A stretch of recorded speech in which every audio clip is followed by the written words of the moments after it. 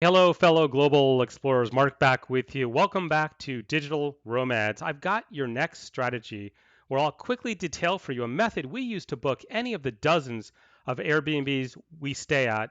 Could I ask you for just one simple favor? Hit that subscribe button down below to our YouTube channel and give this video a like. The cost for all of that is a grand total of nothing, but it's going to make our day and it's going to motivate us to provide you even more of the best travel tips that we use every single day. Today, we're tackling a challenge that every digital nomad encounters booking the perfect Airbnb. We've all had those oops moments where that four-star wonder turns out to be less palace and more dungeon. While some of you I know might prefer that, I'm guessing most of you want to avoid the Airbnb shock. When you swing open that door, super excited for the first time, and you want to back away in a mad dash to safety. It might be a bit of an exaggeration to say that, but I can tell you personally, we've walked into a few very unwelcome surprises that definitely had us fleeing. But don't worry, I've got your back here today. We recently posted an article on our blog, How to Always Book the Best Airbnb, where we unpacked some tried and true strategies that we always use for choosing the right Airbnb. And you might be saying to yourself right now, wait, you have a blog? Yes, we have a blog. And I bet you wouldn't guess what I'm going to say next. Here goes. Don't forget to visit digitalromads.com. In fact, there should be a link on the screen there for you, and you'll find a lot more, including a full strategy guide of what I'm sharing with you today. It's even got pretty pictures and arrows. Today, we're diving deeper, highlighting the most actionable parts and showing you right here on my screen. Here's the first game changer that I call the rating reset. Let me tell you about this. We are going to San Miguel de Allende. That's going to be our next place that we're going to be going here. I've pulled up some dates here. I wanted to use this as an example because this is a bit of the process I went through when I was choosing the property to stay at. Here's the reality. On Airbnb, reviews are just way too generous. A lot of it has to do with people are afraid to give truly honest reviews because as somebody staying at an Airbnb, you also get reviewed by the host. Think about this. If you went to TripAdvisor or Google reviews, you can leave whatever review you want. You can go on Yelp. You're not going to get reviewed as well. People don't like to be reviewed, and they're really worried about getting a bad review if they leave a bad one, and then maybe the next host doesn't accept the reservation. So unfortunately, this artificially inflates the reviews that you see on Airbnb. For instance, if you were to go to Google reviews and you saw 4.98, that's spectacular. Let me scroll down here, like a 4.85, same thing you would think if it was a restaurant or anything else on Google reviews, that's about as high as you ever see, 4.7, 4.8. It typically doesn't get any higher. This is what I want you to do. This is the ratings reset. I want you to go ahead and drop the 4 off of all of the reviews when you're looking for an Airbnb. By doing that, as you see on this example here, 4.85 is no longer a 4.85. It's actually an 8.5 out of 10. All right. So it's still very good, but it's going to be much more realistic to what you might expect on this property. That's going to be different than like this one, which is a 4.98. That's going to be a 9.8 out of 10. We have to look at location, price, etc. It doesn't mean we run away from the one that is 4.85. 8.5 is a very good review out of 10, but let me scroll down here a little bit and show you, like, for instance, this one, 4.78. That means if you drop the 4, that's a 7.8 overall. If you look at the price per night, it's 111 per night, but I thought I saw up here, this one is a 9.4 and it's $80 a night. Or this one here that we just said was a 9.8 is $103 per night. So this can help you a lot. Here's one that is a 4.98, drop the 4, that's a 9.8 and it's only 111 per night. Very comparable to the one down here, which I think you're going to see a market difference overall with this property. I just find on Airbnb, the ratings are just way too good for what you're going to get. Please drop the 4 and just look at the second two numbers, put a little decimal in between, and that's going to be a 7.8. I'm not trying to say this is not a good property. It might be perfect for you. The location might be great. The next thing is, of course, always look at number of reviews. If you have something like this, which is a 5.0, which, by the way, you might say, what happens here? If you drop the first number, which is a 5, that's a 10.0. But it is only on 8 reviews. We don't know for sure if that's not this person's grandmother or best friend and their wife leaving these reviews. It shouldn't be that way, but you just never know with reviews. We're going to be more trusting of 170 reviews versus 8 reviews. It's very high priced. You're going to be one of the first people maybe reviewing this site, so you may want to make sure that this is a superhost, that they have other properties, that this is not their only one.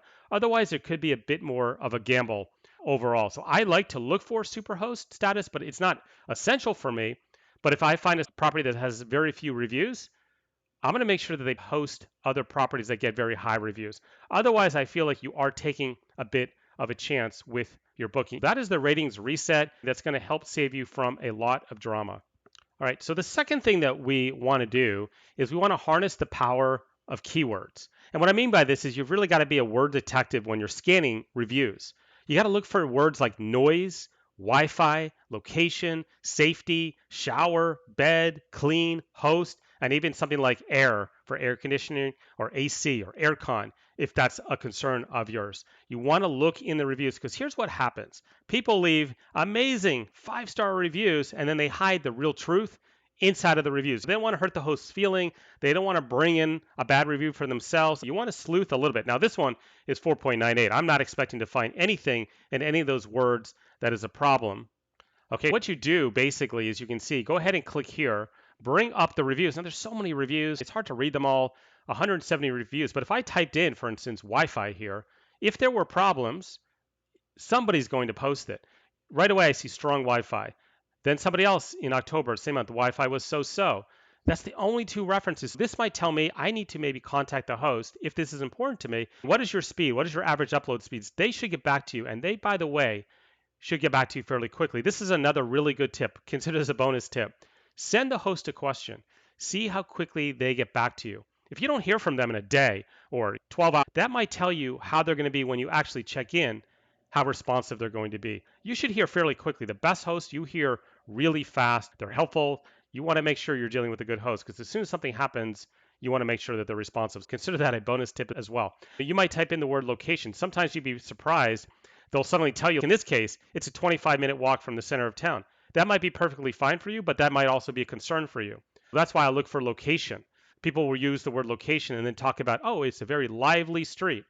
What do you think lively street converts to? Lively street converts to noise, all right? That might be totally fine for you. You might like that energy, but you probably want to be aware of that. You can see how often location is mentioned positively. So location was perfect too, so close to the town center without all the people and noise. That's really good. So good. Sometimes safety will come up like this one, no safety concerns. Use those keywords that I shared with you. Go to the article as well that we posted on our blog because I list off all of the keywords that you're going to want to search for. All right, so here's another example, different property. This was the one that was 4.78. I put in the keyword clean. It looks like they had some issues in the bathroom. It's something to just be aware of. Everybody else, though, for the most part, said clean space, clean with lots of natural light, very clean. There was one comment in that area, but just be aware of that. Another word I mentioned was bed. So in this case, this person said, hey, the bed was comfortable, but better lighting for the outdoor space, improve the bathroom as the water can leak from the shower and bathroom. We've actually seen that mentioned a couple times. I decided one or two mentions of clean, I put the word dirty in, and you can see good location, but shower was dirty and drain had a bad smell. This is a current review. So again, I see a little bit of bend towards that, like maybe the cleanliness on this, it's very good, but it's not great. I think that's starting to factor a little bit into why this is a bit lower overall because the location looked good. Nobody really mentioned Wi-Fi, but you start to get the idea why it's important to do these searches in these reviews. I want to show you another example like this one. Again, if we drop the 4, what is the review? 8.2 out of 10. Very good, but it's not a 9.5, a 9.6, a 9.8. If you start to type in the same words again, you notice noise here. Expect to hear lots of noise and church bells throughout the night on the weekdays. Something you want to be aware of if you're a light sleeper.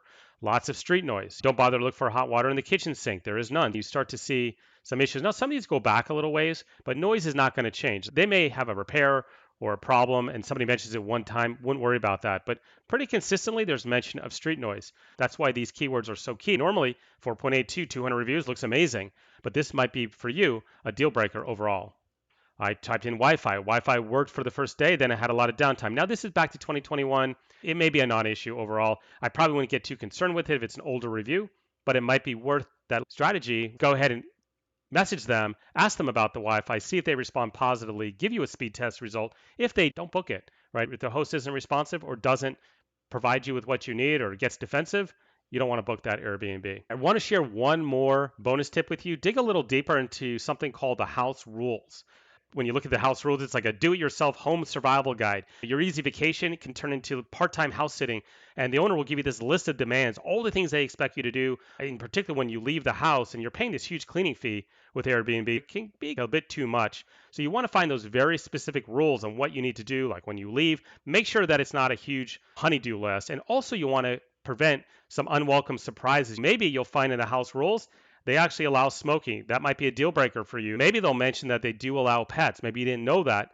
That might be inside of the house rules. And you may not care, but if you're someone who has allergies or doesn't want to discover dog hair in your luggage from a pet you never had, it might very well matter a lot to you. Just so you know where the house rules are, just when you go into the listing, scroll down to the bottom and right here, things to know, house rules.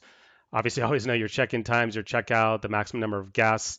That is another thing I look for too. If they allow a lot of people to stay there, there's a good chance this place is going to be used. 3 bedrooms, 9 guests, that's a lot. Keep that in mind.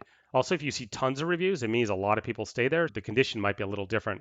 But you can see this, for instance, allows pets. It may not be a problem for you, but maybe if it is an issue with allergies, you can put pets into a keyword search in the reviews. Make sure that's a non-issue. And you can see additional details when you go into here. If you want a party, not going to happen here. That's actually what you want to look for. No smoking indoors. So that's important. If you're somebody who doesn't smoke, you don't want to smell it. But again, I suggest you do look through this. They're actually telling you don't steal their toilet paper. I don't know. It's funny, but it's kind of bizarre, I have to say. Towels are only for use during your stay. Don't take them. I'm not sure why they have to tell people. Anyway, I would read through these really quickly because you might find some surprises. Now, remember, there's more to the strategy. You can find more of the details in the blog post. Again, just use the link down below, and I'll take you through a few more things that I do in order to get the best bookings overall. Thinking about it this way, you're not just booking an Airbnb. This is going to be your home in a new city, a new country, a new continent, perhaps. You want to really make sure you're going to be spending a fair amount of time here. Let me know if you use any of these tips. If you've got some of your own, comment down below, and we'll be back with you again in another video.